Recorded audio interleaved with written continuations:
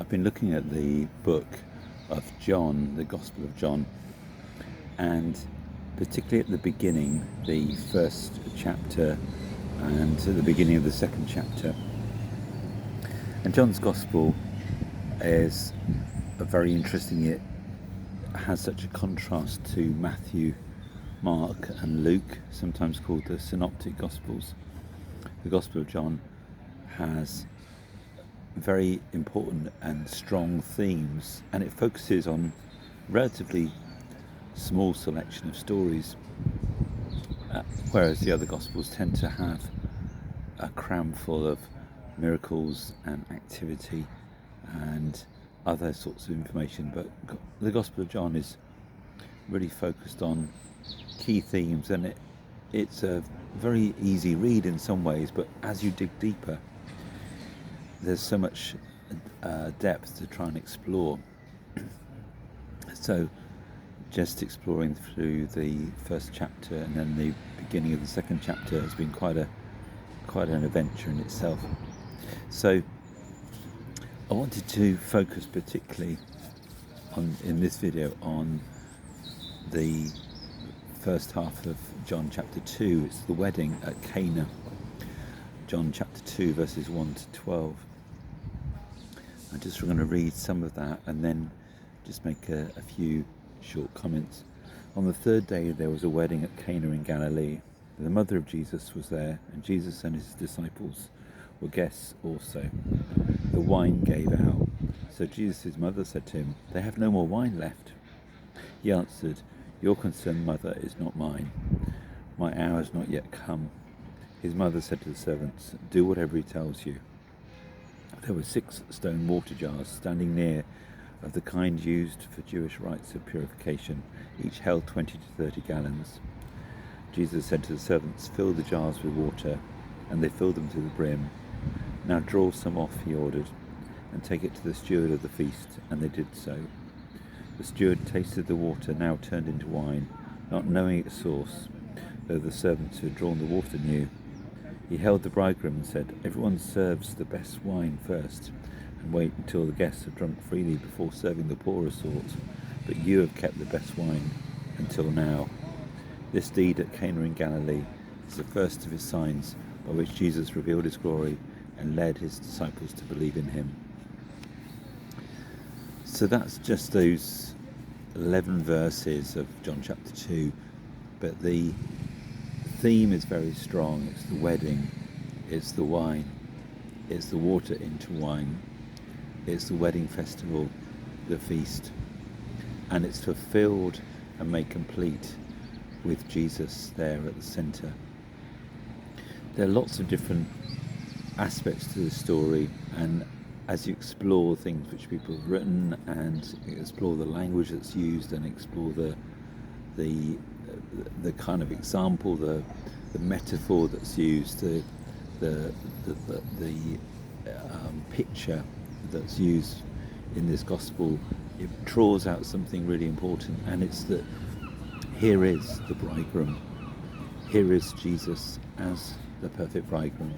Here is the bridegroom who's arrived, who's there, and he doesn't upstage this local wedding, but his presence is very real.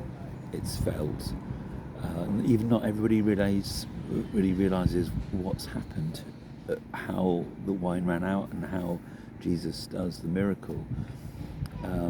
He even says to his mother, "What's this between you and me?" It's a kind of Aramaic saying, why get me involved? And yet he is involved, and he comes. And those weddings at that time, lots of very interesting things around the Jewish wedding, traditionally in its history. But what we have a sense of really is that a betrothal would happen at the gate of the town or city. The witnesses, particularly elders, would be there. They would the kind of covenant, the ketubah, the wedding agreement, would be exchanged between the two families. If the bride was happy, the bride-to-be was happy that he would share that cup. And then later on the wedding feast, as a whole would happen, and again the sharing of the cup. But there's an intermittent time.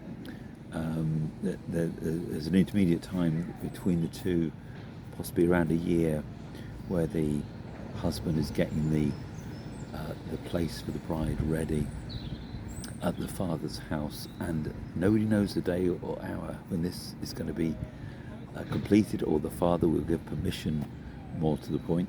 But when he does, in the middle of the night, the wedding procession starts. The bridegroom has the authority to go out, and chauffeurs blow, torches are lit, middle of the night. The bride wakes up, gathers her friends, just like the parable of the 10 virgins, and there's this taking of the bride towards the father's house. She's lifted up. They used to call it a phrase, flying towards the father's house. So the middle of the night, this bridegroom comes, and John 1 talks so much about the light coming into the darkness, really personifies Jesus as the light of the world very much. And this light of the world comes, and we don't know all the details, but we do know one way or another he got invited to be in Cana, and everybody was probably just waiting for that moment. They knew maybe it was around about now, just about to happen, who knows. We don't know whether he came slightly late, but we suspect that because the way Galilean weddings happen, that it's fair to assume they were around at that time, just waiting for this wedding to take place, not knowing exactly what time of the night, which day it was going to happen, but we knew roughly it might happen. There must have been some sense of anticipation going on. And then, of course, the guests are called, and really it is in the middle of the night. So all these lamps are lit and chauffeurs are blown to awake the bride. And we can see so many analogies here. There's the analogy of covenant being fulfilled, the analogy of these water stone jars, which are made from stone because that was considered to be pure rather than clay. Actually, these, rather than being used for complicated kind of purification rites, were being used by Jesus for this miracle of the wine, this pure wine. This kind of like, you didn't even have it in wineskins. It was in stone jars, miraculously. Didn't have time to ferment, get ready, prepare. It was the wine. New wine is right now. And here is Jesus arriving, and the true vine, as John 15 portrays him. And so we see the beauty of this wedding, and Jesus fulfilling that covenant, coming to completion. We see he is the one who actually brings honour. That family could have been in terrible shame and dishonour at that point.